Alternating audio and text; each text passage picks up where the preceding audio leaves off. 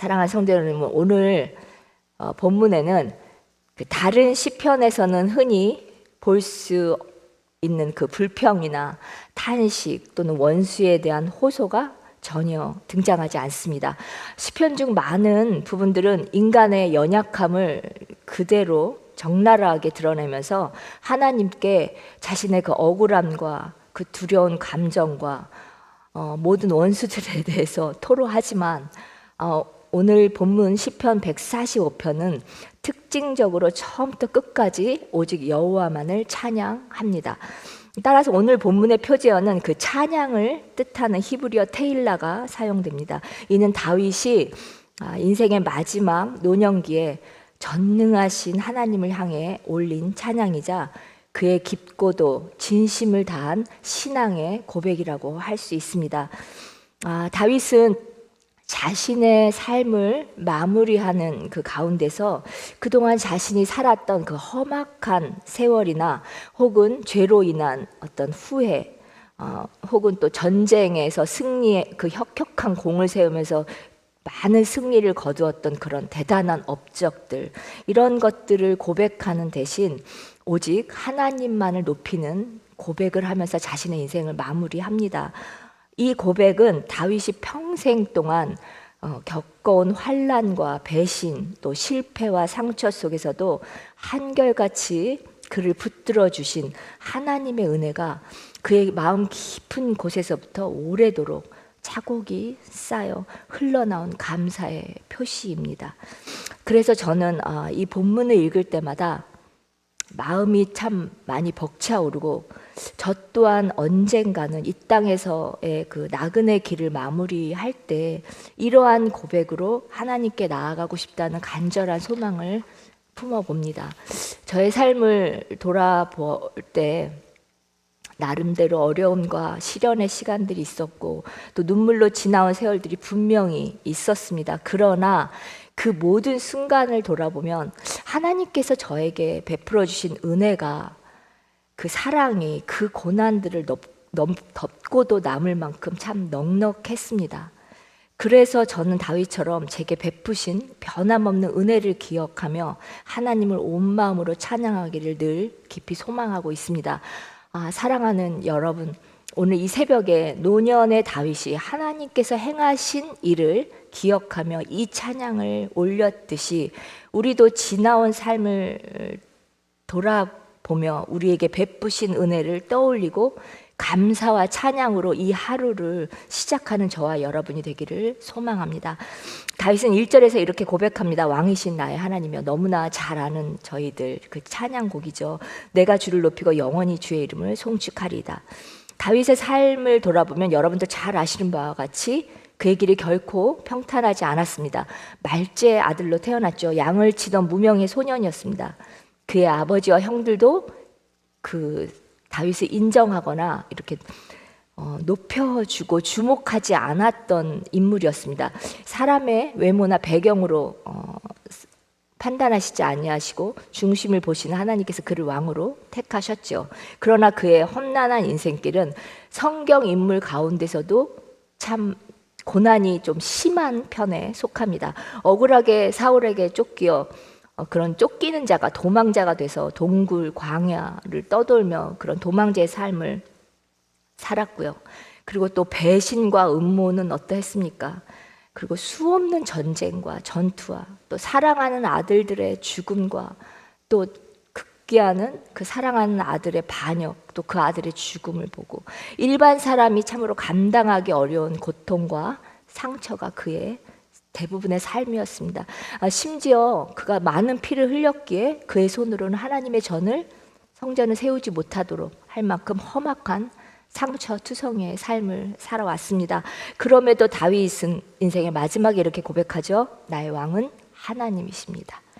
그가 수많은 상처와 고통의 삶을 살았지만 여전히 하나님께 감사하며 그분을 나의 왕으로 높일 수 있었던 이유는 하나님께서 끊임없이 왕으로서 그를 다스리셨기 때문입니다. 그의 기도를 들으셨고요. 어떤 상황에 처했을 때도 그를 떠나지 않으셨고, 그가 죄악으로 넘어질 때도 그를 다시 불러 일으키셨습니다. 다윗은 하나님께서 자신의 왕이 되셔 하신 그 은혜의 통치를 기억했기 때문에 마지막까지 하나님을 자신의 유일한 왕으로 찬양할 수 있었던 것입니다. 사랑하는 여러분, 이 고백은요, 오늘 우리에게도 동일하게 적용됩니다. 삶에서 예상치 못한 어려움과 깊은 상처, 그리고 설명할 수 없고 납득할 수 없는 어떤 고통들을 만날 때 우리는 많이 흔들립니다.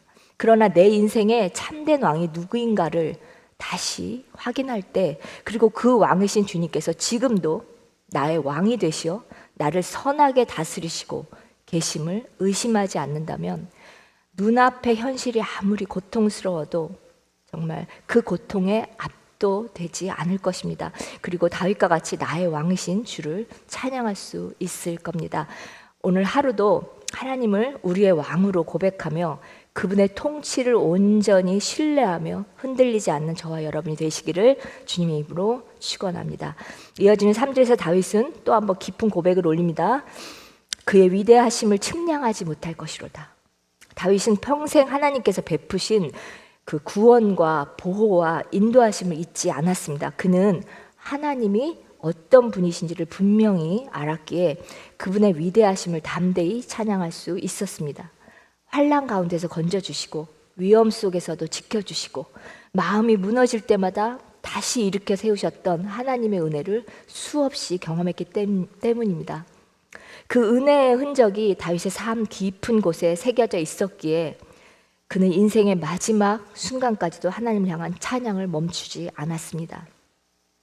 우리가 고통 가운데 흔들리는 이유 중에 하나는요, 하나님이 얼마나 크신 분인지 잊어버리기 때문입니다. 환경은 아주 커 보이고 문제는 산처럼 보이는데 하나님이 작아 보이실 때 우리는 쉽게 낙심합니다. 그러나 지금까지 우리 삶에 부어주신 은혜와 보이지 않는 손길이었지만 기적 같은 일들, 기도를 들으시고 응답하신 기억들을 다시 떠올리면 하나님은 언제나 크고 위대하셨다는 사실을 우리는 깨달을 수 있습니다. 우리가 받은 은혜를 기억하면 정말 불평할 자리가 사라지고 오직 감사만이 흐릅니다. 다윗의 마지막 문장이 찬양으로 끝났던 것처럼 우리도 하루하루 삶 속에서 하나님께서 베풀어 주시는 그 은혜의 흔적을 붙들어야 합니다. 그 은혜들을 반드시 기억해야 합니다. 그것이 우리의 일상을 감사로 채울 수 있고 고난 중에서도 믿음을 지키게 하는 우리의 힘이 됩니다.